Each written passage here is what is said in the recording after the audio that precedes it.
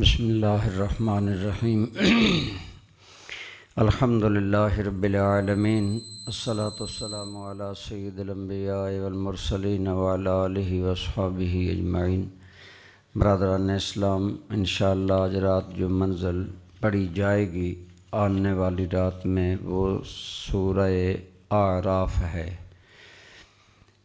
یہ مکی صورت ہے اور اس کے مضامین پچھلی صورت سے ملتے جلتے ہیں، چونکہ مکہ کے لوگ مشرک، کافر، ہٹ دھرم، ضدی تھے، اس لیے بڑی شدت کے ساتھ اس صورت میں ان کے حالات کے مطابق آیات نازل ہوئیں اور انہیں نصیحت کی گئی۔ ابتداً اس صورت میں سیدنا آدم علیہ السلام اور شیطان کے بارے میں ذکر ہے کہ آدم علیہ السلام کو ہم نے عزت دی، مسجود ملائک بنایا، شیطان نے تکبر کیا، اللہ کی نافرمانی کی۔ پھر آدم علیہ السلام اور حوا علیہ السلام، ہماری والد اور امی جان کو اللہ نے جنت میں بسایا، لیکن شیطان نے انہیں ورغلایا کہ جس درخت کے قریب جانے سے اللہ نے تمہیں منع کیا ہے، اگر وہ تم کھا لو گے تو تم فرشتے بن جاؤ گے، دائمی زندگی ملے گی، اور پھر اس پر قسم اٹھائی۔ گویا جھوٹی بات پر قسم اٹھانے کا آغاز شیطان نے کیا۔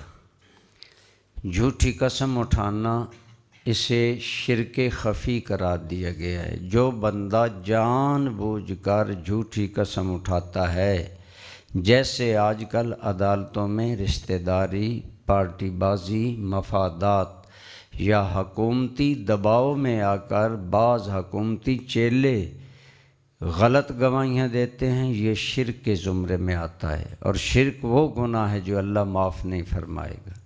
کیوں؟ قسم کے ذریعے بندہ اللہ کے نام کی توہین کرتا ہے۔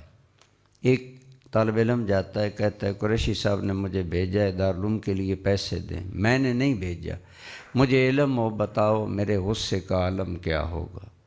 جب اللہ کا نام غلط لوگ استعمال کرتے ہیں تو یہ بہت بڑا گناہ ہے، اس سے بچنا چاہیے۔ آگے ذکر کیا گیا کہ جب آدم و حوا اس درخت کے قریب گئے، پھل چکھا، تو جنتی لباس ان کے بدن پر تھا، وہ اتر گیا اور ان کا بدن ننگا ہو گیا۔ لیکن آدم و حوا علیہ السلام کے بارے میں آتا ہے طفقا یخصفان علیہما من ورق الجنہ، فوراً جو ہی شرمگاہ کھلتی گئی نا ایک دوسرے پر، تو جنت کے پتے بدن پر چسپاں کرنا شروع کر دیے۔ اس سے معلوم ہوا حیا انسان کی فطرت میں شامل ہے، حیا دار بننا چاہیے، حیا اللہ کو پسند ہے، ہمارے جد اعلیٰ کی صفت ہے۔ پھر شیطان کو، آدم علیہ السلام کو، حوا علیہ السلام سب کو زمین پر اتارا گیا اور فرمایا گیا زمین میں چلے جاؤ، اب آزمائش ہے تمہاری۔ تو وہ آزمائش جاری ہے۔ اللہ ہم سب اولاد آدم کو شر شیطان سے محفوظ رکھے۔ اللہ تعالیٰ نے اس صورت میں عرض کیا نا، مکہ میں کفر تھا، شرک تھا، ان کے اندر بہت سی برائیاں تھیں، ان کے ذریعے پوری انسانیت کو برائیوں سے منع کیا گیا کہ فواحش، بے حیائی کے کام نہ کیا کرو۔ بے حیائی شیطانی عمل ہے، اللہ کو ناپسند ہے۔ آج انٹرنیٹ، فیس بک اور میڈیا کے ذریعے جو بے حیائی پھیلائی جا رہی ہے، عورتوں کے ننگے بدنوں کی اظہار، مختلف پوز، انہیں پہلے اپنے ہاں فیڈ کرنا، پھر انہیں کنورٹ کرنا دوسروں کی طرف۔ اللہ کریم قرآن میں فرماتے ہیں جو لوگ دنیا میں بے حیائی پھیلائیں گے انہیں ہم شدید عذاب دیں گے۔ ہمیں اپنے ضرور گھروں میں آج جائزہ لینا چاہیے۔ ہر بچے بچی کے ہاتھ میں موبائل ہے، ٹین ایج کے بچے بچیاں اگلی خرابیاں نہیں سمجھتے، جس سے آج بہت سے واقعات غلط تعلقات کے اور اس طرح کے رونما ہو رہے ہیں۔ آگے اصحاب اعراف کا ذکر ہے۔ قیامت میں 3 طرح کے لوگ ہوں گے۔ ایک وہ لوگ ہوں گے جو ایماندار ہوں گے اور اعمال صالح رکھتے ہوں گے، وہ جنت میں چلے جائیں گے۔ ایک وہ ہوں گے جو بے ایمان ہوں گے، وہ جہنم میں جائیں گے، لیکن ان کے درمیان ایک دیوار ہوگی، ادھر جنتی ادھر دوزخی، درمیان میں دیوار ہوگی، اور اس دیوار کی دائیں جانب اس کا تفصیلی ذکر سورہ الحدید 27ویں پارے میں آیا۔ اللہ تعالیٰ فرماتے ہیں اس کی ایک طرف میری رحمت کا اظہار ہوگا، ایک طرف عذاب کا، لیکن کچھ بندے تیسری قسم کے وہ لوگ ہوں گے جو ہوں گے تو مسلمان، دنیا کی نظر میں تو مسلمان ہوں گے لیکن اعمال میں سست رو ہوں گے، لہٰذا ان کے نیکیاں اور برائیاں برابر ہو جائیں گی۔ درمیان میں وہ جو دیوار ہوگی اس کے عربی زبان میں عرف اونچی جگہ کو کہتے ہیں، مرغ کی کلگی کو عربی میں عرف الدیگ کہا جاتا ہے، چونکہ مرغ کی کلگی اس کے سر پر اوپر ہوتی ہے اور اوپر سے ہر چیز نظر آتی ہے، تو وہ دیوار ہوگی اور اس کے اوپر ان لوگوں کو ٹھہرایا جائے گا جو جہنم میں تو نہیں جائیں گے، ایمان کی وجہ سے بچ جائیں گے، جیسے آج کل عموماً مسلمان ہیں، لیکن جنت میں بھی نہیں جائیں گے، درمیان میں رکھے جائیں گے، تاکہ انہیں احساس ہو کہ ہم نے کتنا ظلم کیا اپنی جان پر، زیادہ نیکیاں نہ کر کے۔ اب قرآن کریم میں آتا ہے آیت نمبر 46، 47، 48، ان میں اصحاب اعراف کا بیان ہے، یہاں وہ لوگ ہوں گے۔ اب جب وہ جہنم والوں کو دیکھیں گے، ان کو عذاب میں جلتا دیکھیں گے تو عرض کریں گے یا اللہ ہمیں ان کے ساتھ نہ ملا۔ جب جنتیوں کی نعمتوں کو دیکھیں گے تو عرض کریں گے یا اللہ ہمیں جنت دے دے۔ وہاں شدید حسرت رہے گی۔ اس کا بہترین مداوع یہ ہے کہ آج ہر دم نیکی کرنے کی کوشش کی جائے۔ آج ہم لوگ مطمئن ہیں جی، روزے رکھ لیے، حج کر لیا، ایک آدھ نیکی۔ حضرت علی مرتضیٰ شیر خدا کی ذات کو کون نہیں جانتا، رسول اللہ کے چچا زاد بھائی ہیں، حضرت سیدہ خاتون جنت، جنتی عورتوں کی سردار ان کی بیوی ہے، بیٹے جنتی جوانوں کے سردار ہیں۔ اس کے باوجود حضرت علی سحری کے وقت اپنی داڑھی پکڑ کر رو رہے تھے اور عرض کر رہے تھے السفر طویل، سفر بڑا لمبا ہے، والزاد قلیل، علی کے پاس خرچہ زاد راہ بہت تھوڑا ہے، والعبد ضعیف، بندہ تو بڑا کمزور ہے، وانت یا رب کریم، اللہ تو ہی کرم کرنے والا ہے۔ اگر حضرت علی اپنے اعمال پر اس کرب سے سحری کے وقت روتے تھے، ہماری حالت کیا ہونی چاہیے؟ کیا کبھی ہمارا حال پسیجا؟ ہمیں خیال آیا کہ وہاں اللہ کی رحمت کی ہمیں کتنی ضرورت ہوگی؟ تو اعراف والے درمیان میں ہوں گے، وہ مکالمہ ہے، اور وہ پھر بعض جہنمیوں کو پہچان لیں گے اور کہیں گے کہ تم کیوں جہنم میں آئے؟ مکالمہ ہوگا، تفصیل ہے، وہ جواب دیں گے ہم نے شرک کیا، ہم نے زندگی کو کھیل تماشا 4 روزہ رونق سمجھی، یہ سمجھا کہ زندگی دوبارہ نہیں ہے، ہم نے اس کو برباد کیا، ضائع کیا۔ اور جنتیوں سے پوچھیں گے تو جنتی کہیں گے الحمدللہ، جو اللہ رسول نے وعدے کیے ہم نے پورے پا لیے۔ تو بالآخر اہل اعراف کو، چونکہ اللہ کی رحمت غضب پر غالب ہے، اللہ تعالیٰ انہیں بالآخر جب وہ مایوس ہو جائیں گے نا، پریشان ہو جائیں گے، اللہ فرمائے گا میں اپنے بندے کی اس پریشانی اور مایوسی کو نہیں دیکھ سکتا، جاؤ ہم نے تمہیں جنت میں داخل کر دیا۔ چونکہ مکہ مکرمہ میں مشرک لوگ تھے، ان کے سامنے اور ہٹ دھرمی اور ضد سرکار کے معجزات دیکھتے، کمالات دیکھتے، پھر اڑ جاتے، پھر خود ہی کہا تیرا جادو زمین پر چلتا ہے، آسمان پر چاند 2 ٹکڑے کر کے دکھاؤ۔ جب آپ نے بِإِذْنِ اللہ اللہ کی یاد رکھیں، معجزہ حقیقت میں طاقت اللہ کی ہوتی ہے، اظہار نبی کے ہاتھ پر ہوتا ہے تاکہ نبی کی سچائی ظاہر ہو، یہ بات ظاہر ہو کہ اس اللہ کے بندے کو اللہ کی تائید ہے۔ معجزہ اور کرامت حقیقت میں طاقت کس کی ہے؟ اللہ کی، اظہار بندے پر ہوتا ہے۔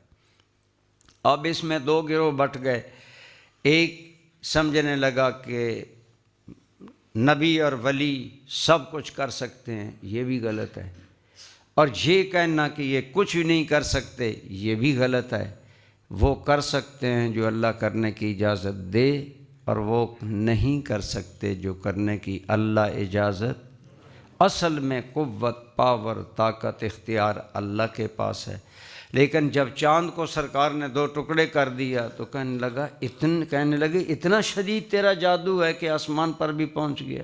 تو چونکہ وہ ضدی لوگ تھے، بڑی شدت کے ساتھ سورہ اعراف میں ان کی اس شدت پسندی اور دلائل توحید کو بار بار ذکر کیا، پھر کئی نبیوں کو ذکر کیا، نوح علیہ السلام، ہود علیہ السلام، صالح علیہ السلام، لوط علیہ السلام، شعیب علیہ السلام، موسیٰ علیہ السلام، ان جلیل القدر نبیوں کا اس صورت میں بڑا ذکر آیا، اور ان سارے نبیوں کا ایک مشترکہ ایجنڈا تھا۔ سب سے پہلے یا قوم اعبدوا اللہ ولا تشرکوا بہ شیئا، اے ہماری قوم صرف اللہ کی عبادت کرو اور کسی زاویہ، کسی پہلو اور کسی اینگل سے بھی کسی کو رب کا شریک نہ بناؤ۔ یہ وہ بنیادی نقطہ توحید ہے جو ہر نبی نے بیان کیا۔ پھر اخلاقی کمزوریاں بعض قوموں میں تھیں، مثلاً لوط علیہ السلام کی قوم میں برائی تھی کہ مرد مردوں سے خواہش نفس پوری کرتے، بے حیائی کرتے۔ اللہ نے ان پر، حضرت لوط علیہ السلام نے بہت دردمندانہ الفاظ ہیں، اگر آپ کو سمجھ آئے نا، سورہ اعراف میں نبیوں کے احوال پڑھیں۔ آج میں علماء کو، طلباء اپنے کو یہی کہتا ہوں کہ کتنا درد تھا نبیوں کے دل میں کہ قوم کو جگانے کے لیے کیسے الفاظ استعمال کیے۔ آج علماء کو بھی اسی درد سے اپنے دوستوں کو جگانا چاہیے، اپنے دوستوں کو اللہ کی طرف بلانا چاہیے۔ ہم ٹھیک ہے جی، تنخواہ بھی مل رہی ہے، فیسلٹیز بھی ہیں، کیا ضرورت ہے دین کا کام کرنے کی؟ پھر آپ اس درد سے محروم ہیں جو درد اللہ نے نبیوں کو عطا فرمایا۔ بڑے آپ نے درد کے ساتھ انہیں فرمایا، قوم کی بیٹیاں حاضر ہیں، تم مرد مردوں سے برائی کرتے ہو۔ بات نہ مانے اس قوم پر خدا نے آسمان سے پتھر برسا کر نیست و نابود کر دی۔ صالح علیہ السلام سے قوم نے کہا کوئی معجزہ لاؤ، آپ نے عرض کیا یا اللہ یہ معجزہ چاہتے ہیں۔ اللہ نے پہاڑ سے زندہ اونٹنی نکالی، فرمایا یہ میرا معجزہ ہے، لیکن انہوں نے دیکھنے کے باوجود اس اونٹنی کے کونچے کاٹ دیے۔ جب خدا کی نشانی کی یوں توہین کی تو اس قوم پر بھی خدا کا عذاب آیا، اور بار بار ذکر آیا کہ جب خدا کا قہر آیا تو دنیا نے دیکھا کہ وہ اوندھے بے جان پڑے تھے اور ذلت کا نشان بنے تھے۔ اونٹنی اللہ کی نشانی ہے، اگر اس کی توہین کی جائے تو یہ عذاب ملتا ہے، تو یہ ضرور سمجھنا چاہیے کہ سب سے بڑی کائنات میں، مخلوق میں اللہ کی نشانی رسول اللہ کی ذات ہے۔ اس لیے حضور کی ادنا توہین، ادنا بے ادبی اور ادنا آگے آ رہے ہیں ایسے معاملات، اس سے بچنا چاہیے۔ شعیب علیہ السلام یہ بڑے فصیح پیغمبر تھے، ان کا لقب تھا افصح الانبیاء، نبیوں میں فصاحت و بلاغت کے مالک پیغمبر شعیب علیہ السلام۔ ان کی قوم کم تولتی تھی اور ناپتی کم تھی، پیمانے کم تھے۔ جیسے آج ہمارے ہاں بھی ایسا ہوتا ہے، پیمانے کم رکھے جاتے ہیں، ترازو میں بددیانتی کی جاتی ہے۔ آپ نے انہیں سمجھایا، انہوں نے کہا ہم اگر یہ چھوڑ دیں تو ہم کنگال ہو جائیں گے، بھوکے مر جائیں گے۔ خدا کا عذاب آیا اور انہیں عبرت کا نشان بنا دیا۔ موسیٰ علیہ السلام کا ذکر کریم بہت لمبا ہے۔ موسیٰ علیہ السلام کا واسطہ دو طرح کے لوگوں سے تھا، ایک قوم فرعون جو کافر تھے، بے ایمان تھے، ظالم تھے، انہوں نے بنی اسرائیل کو غلام بنا رکھا تھا، تو ان کے بچے قتل کر دیتے، بچیاں زندہ رکھتے، لونڈیاں بناتے، گویا یہ ظلم کا نشان تھے فرعون اور اس کی قوم۔ ایک حضرت موسیٰ علیہ السلام کا ان سے ابتدائی، آپ نے فرعون کو کہا میں اللہ کا رسول ہوں، تو قوم پر ظلم نہ کر اور میری قوم میرے حوالے کر، انہیں آزاد کر۔ اس نے اپنی حکومت کے خلاف چیلنج سمجھا۔ جیسے آپ جانتے ہیں اور آج آپ نے دیکھ لیا کہ حکومتیں اپنے اقتدار کے لیے چیلنج گوارا نہیں کرتی۔ ہمارے ملک میں پچھلے دنوں جو ہوا وہ فرعونیت کے پرتو کا ایک کمال اظہار ہے، لیکن یاد رکھیں ظالم اقتدار اور اختیار رکھنے والے لوگ اللہ کی پکڑ سے نہیں بچ سکتے۔ اس نے کہا کوئی معجزہ دکھاؤ، آپ نے فرمایا یہ عصا میرا معجزہ ہے۔ یوں آپ نے بغل میں ہاتھ دبایا، نکالا، فَإِذَا هُوَ بَيْضَاءُ لِلنَّاظِرِينَ، حضرت موسیٰ کے دست انور سے محفل جگمگا اٹھی۔ یہ دیکھنے کے باوجود اس نے کہا تو جادوگر ہے، جادو سنا ہے آپ لوگوں نے، جادوگر اس نے بڑے ماہر بلائے، انہوں نے سانپ بنا کر لوگوں کی نظروں پر جادو کیا، آپ نے امر الہی سے عصا پھینکا جو سب کو نگل گیا، اس کے باوجود وہ نہیں مانا۔ اس نے مزید قتل و غارت، اس نے کہا اگر یہ باقی رہیں گے تو میرا اقتدار جائے گا، لیکن اللہ کی لاٹھی بے آواز ہے۔ پھر ڈر کر قوم بنی اسرائیل فرعون سے دریا میں داخل ہوئی، راستہ بنتا گیا، موسیٰ علیہ السلام آگے آگے تھے، آپ تو پار ہو گئے، لیکن فرعون کی قوم وہ دیکھ کر داخل ہوئی اور وہیں غرق کر دیا گیا۔ اور اللہ نے فرمایا ہم تیرے بدن کو دنیا کے لیے عبرت بنائیں گے۔ آج بھی ہزاروں یعنی سینکڑوں سال گزرنے کے باوجود اس کا بدن کا جو تصویر ہے وہ دنیا میں موجود ہے۔ ہمارے دوست مصر میں رہتے ہیں، مصر میں اس کا وہ ہے مجسمہ، تو کہتے ہیں کہ اسے دیکھ کر بندے پر ہیبت طاری ہو جاتی ہے، بندے پر اللہ کے عذاب کی ایک جھلک طاری ہو جاتی ہے۔ حضرت موسیٰ علیہ السلام کی قوم نجات پا گئی، طور سینا کے قریب آ گئے، لیکن پھر بھی وہ اپنی یہ قوم بلا درجے کی نافرمان تھی۔ اللہ سے کھانا مانگا، من و سلوہ ملا، سایہ مانگا، اللہ نے بادلوں کا سایہ دیا، پانی مانگا۔ حضرت موسیٰ علیہ السلام کو حکم ہوا آپ اپنا عصا ماریں، عصا مارا، 12 قبیلے تھے، 12 چشمے چاری ہو گئے، پانی پیتے ہیں۔ تو آپ نے کہا چلو میرے ساتھ جہاد کرو، تو کہنے لگے کہ تو کہتا نہیں میرا رب بڑا طاقت والا ہے، لے جا اپنے رب کو جہاد کر۔ وَإِنَّا هَاهُنَا قَاعِدُونَ، ہم یہاں بیٹھے ہیں۔ قوم بنی اسرائیل ہر نعمت لے کر جہاد کی باری آئی تو کہا اپنے رب کو لے جا لڑائی کر۔ یہ صحابہ تھے جو پیٹ پر پتھر باندھ کر اپنی جان رسول اللہ کے قدموں میں قربان کرتے۔ یہ فرق تھا۔ واقعات اس لیے سنائے گئے قرآن میں کہ اتنی قوموں کے ہم واقعات تمہیں سنا رہے ہیں، جنہوں نے اللہ کو مانا وہی کامیاب ہوئے۔ موسیٰ علیہ السلام کے کوہ طور پر جانے اور اللہ کریم کی سے کلام کرنے کا حکم ہے، ذکر ہے۔ آپ نے اللہ تعالیٰ سے جب کلام کیا، کلام کی لذت پائی، تو خیال آیا جس کا کلام اتنا پیارا ہے اس کا دیدار بھی بہت پیارا ہوگا۔ تو عرض کی رب ارنی انظر الیک، مالک اپنا آپ دکھا دے، سامنے آ کر بات کر۔ رب نے فرمایا تم میری تجلی برداشت کر سکو گے؟ پھر اللہ نے اپنی تجلی ایک پہاڑ پر ڈالی، وہ راکھ ہو گیا، موسیٰ علیہ السلام بے ہوش ہو گئے۔ جب ہوش آیا تو عرض کیا سبحانک تبت الیک، معافی چاہتا ہوں میں نے اس معاملے میں دخل دیا جدھر مجھے اجازت نہیں تھی، لیکن یہ عزت حضور نے شب معراج ہمارے آقا رحمت کو اپنے پاس بلا کر عطا فرمائی۔ حضور کا دیدار، واپسی پر ہمارے لیے نمازوں کی تخفیف موسیٰ علیہ السلام نے کروائی۔ حضور کی ملاقات آپ سے اس لیے بعض العلماء نے فرمایا کہ موسیٰ علیہ السلام کے دل میں اللہ کے دیدار کی حسرت بہت تھی، تو اللہ نے شب معراج جہاں اور بہت عظمتیں دی، وہاں دل موسیٰ کی یہ خواہش پوری کی کہ اگر تم مجھے نہیں دیکھ سکے تو اس میرے محبوب کو دیکھ لو جو مجھے دیکھ کر آ رہا ہے۔ اعلیٰ حضرت نے یہ فرمایا نا، کس کو دیکھا یہ موسیٰ سے پوچھے کوئی، آنکھ والوں کی ہمت پہ لاکھوں سلام۔ موسیٰ علیہ السلام کو حضور کی جلووں میں اللہ کے جلوے نظر آئے۔ اس طرح حضرت موسیٰ علیہ السلام کے کلام کا ذکر ہے۔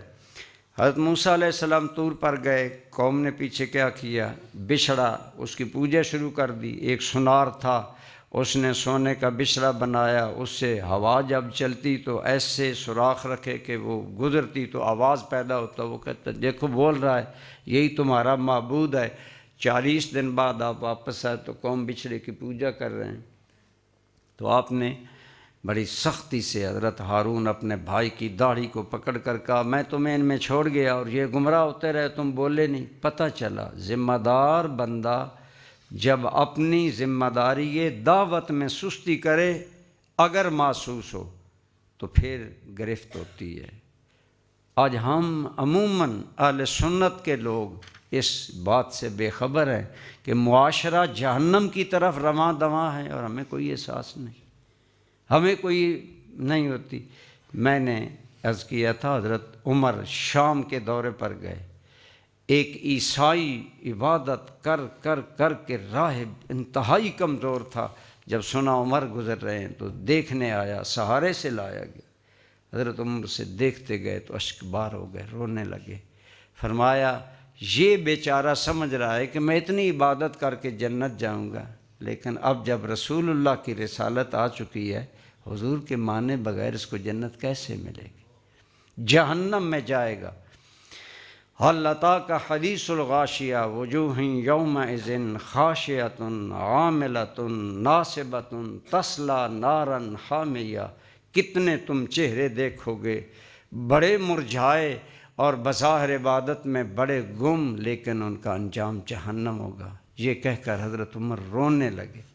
ایک عیسائی کے جہنم جانے کا معاملہ سامنے آئے تو حضرت عمر رونا شروع کر دیں۔ ہمارا بے نماز بھائی جہنم جا رہا ہے، ہماری بے نماز بیوی جہنم جا رہی ہے، ہمارا بھائی واضح کرپشن کرتا ہے، رشوت لیتا ہے، معاشرہ میں برائی ہمارے گھر در کر آئی ہے، لیکن ہم مست ہیں۔ یہ بات قابل غور ہے۔ حضرت ہارون علیہ السلام نے کہا بھائی جان مجھے ملامت نہ کریں، میں تو اس حد تک ان کو روکنے گیا کہ یہ میرے قتل پر آمادہ ہو گئے، میں نے تو جان بچائی۔ آپ نے عرض کیا یا اللہ مجھے اور میرے بھائی کو معاف کر دیں۔ آگے ایک اور بات ہے، اہل مکہ کہتے کہ اگر تم اللہ کے نبی ہو، حضور سے کہتے تو پھر تیرے پاس دولت ہوتی، تیرے پاس خزانے ہوتے اور ہر غیب کی بات تیرے علم میں ہوتی، بتاؤ قیامت کب ہے؟ آپ نے فرمایا میں نے کوئی خدا ہونے کا تو دعویٰ کیا نہیں کہ خزانے سارے میرے ہیں، میں خود ذاتی طور پر کچھ جانتا ہوں، میں نے تو کبھی یہ بات کہی نہیں، پھر تمہارا یہ مطالبے کرنا کس قدر حماقت ہے۔ آج انہی آیات کو بنیاد بنا کر بعض بے باک اور گستاخ ذہن یہ کہتے نظر آتے ہیں کہ نبی کے پاس کوئی علم نہیں، علم غیب نہیں۔ یہ بات امت میں چھیڑ دی گئی، طے ہے، قطعی بات ہے، غور سے سنیں۔ ذاتی طور پر غیب صرف اللہ کے پاس ہے، دیٹس آل۔ قرآن کریم کی جتنی آیتوں میں غیر اللہ سے نفی ہے، قُلْ لَا يَعْلَمُ مَنْ فِي السَّمَاوَاتِ وَالْأَرْضِ الْغَيْبَ إِلَّا اللَّهُ۔ یہ جملے بڑے سٹرانگ ہیں۔